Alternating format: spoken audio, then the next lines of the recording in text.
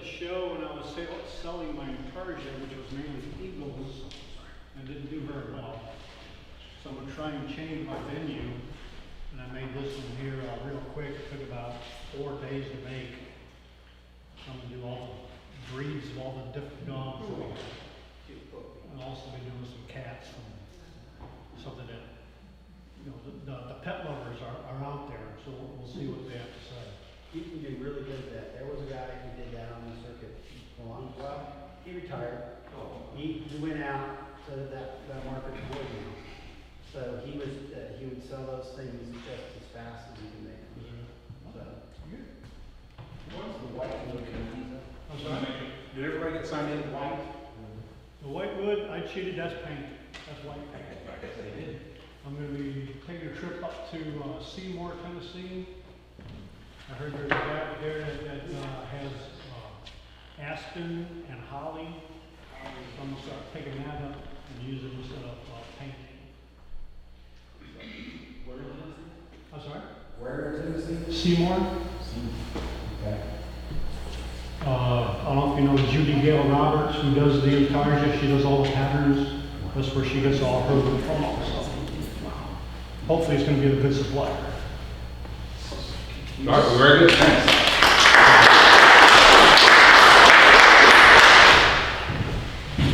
Well, I'm Gary Ryman, and my wife is a fiber artist. And so she has a show coming up in November, so I've been tasked with making shawl pins.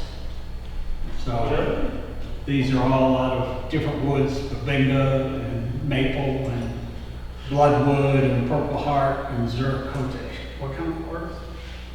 What did you say she did? Shawls. It's shawl pins. Oh, You have a shawl shawl pins. and you just lock them together. And then she- So I'll just pass a couple around.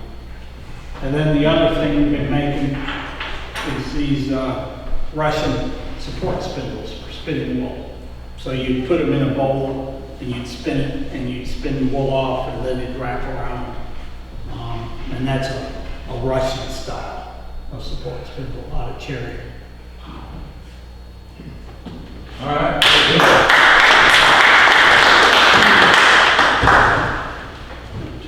All right, this is a chainsaw carved pumpkin, which if you were at the show, you saw a lot of these sold. Brought this, not to illustrate the technique, because y'all know what the technique is. You get out there with a chainsaw and you hack on it. But originally these pumpkins, you were at the show, you saw that they didn't have, they were just basically cuts. It wasn't hollow, there wasn't a place to put a light in. And it's kind of my strategy basically is marketing this product. For 2 years I've sold it without the holes going all the way through or a hollow spot for a light. And listen to the consumers and they say they want that. In the meantime, they bought the other one. Now I'll probably get them to come back and buy this one as well. And you can basically see how the bottom comes out as I plunge chainsaw like this, and then plunge it into the side and then come back at an angle. Makes the piece lighter and it also allows, like I said, to put a light in it. You know, a $4 LED, and suddenly you got a lit product and now I can sit here and probably put another $20 on it compared to what I was selling it for. So. I don't know if you want to pass this around and go back and look at it. It's every. All right, well, great, good idea.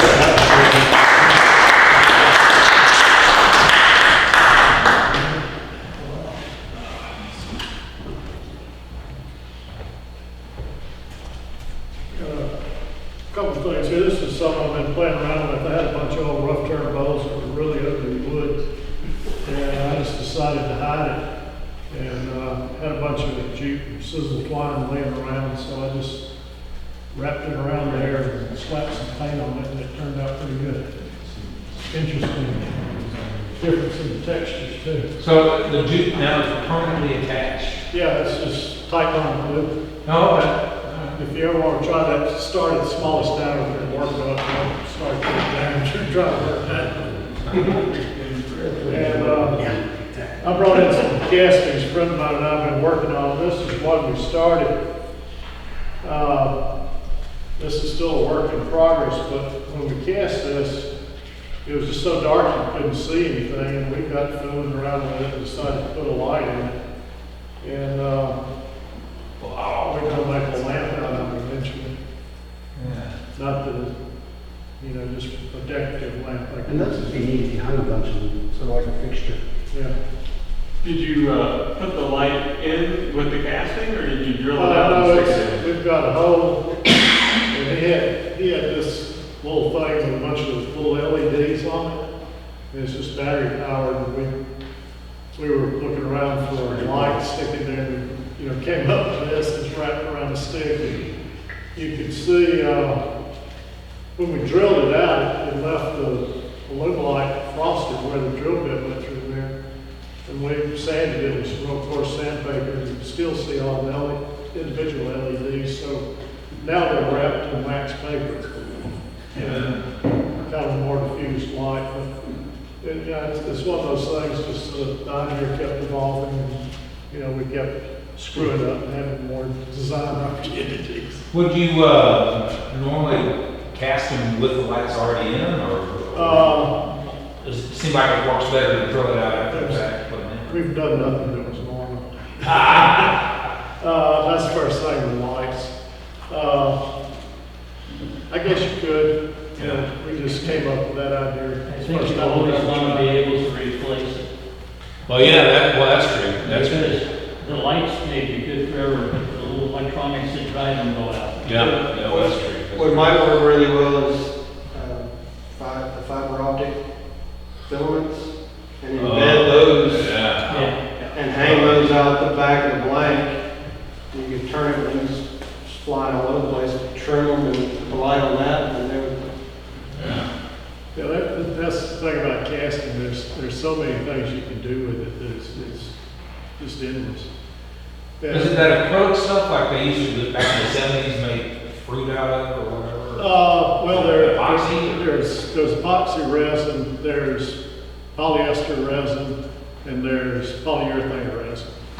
The polyester is soft and toxic, needs a lot of, you can buy that over the counter, but you need a lot of fresh air to use it.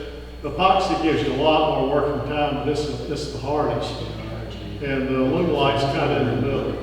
It's fairly soft, and you can turn both of them, or all three of them.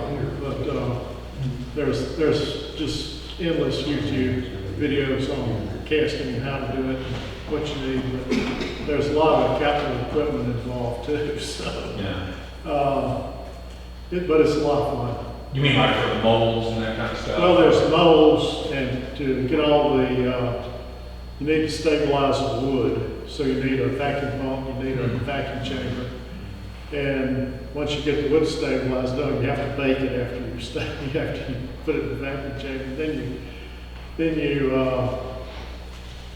need a pressure pot to put the casting in so that it compresses all the air bubbles so you can't see those. Otherwise you'll have air bubbles all in it. So it's not something you Unless can just walk. watch a couple of YouTube videos and knock one out? Well, yeah, watch 10 or 20 videos. I looked into the stabilizing, I looked into that, and to get started, it was $350, just to get started. Heck, I paid more than that for a table. There's a lot of homemade stuff you can take too. Well, one quick announcement, the North Alabama Wood Turners, this, I guess the last weekend this month, 26, somewhere around there.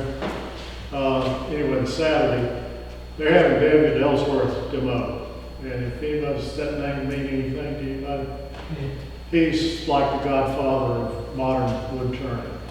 He helped found the American Association of Wood Turners, and his membership is number is one, and they're up to about 30,000 now. So, and he's a good act to see if you've never seen a professional demo. And I think they're having it at the Methodist, one of the Methodist churches there in Boaz. And I think it's $25, lunch included. They usually have members, you bring liver soups and chilies and stuff, and we usually have a good lunch. And it's an all-day demo, pretty well worth seeing. All right. Anybody else? You said that was the 26th? Let me check. Somewhere around there. Like the last Saturday of the month or something. Well, I think it's the fourth Saturday. It's probably the last one. This one's for strange. I should have gone first because mine's pitiful, but I brought it anyway. Just because I did so well at the Montesano, I've got the one coming up in a couple weeks. I've been doing nothing but little stuff that sells really well.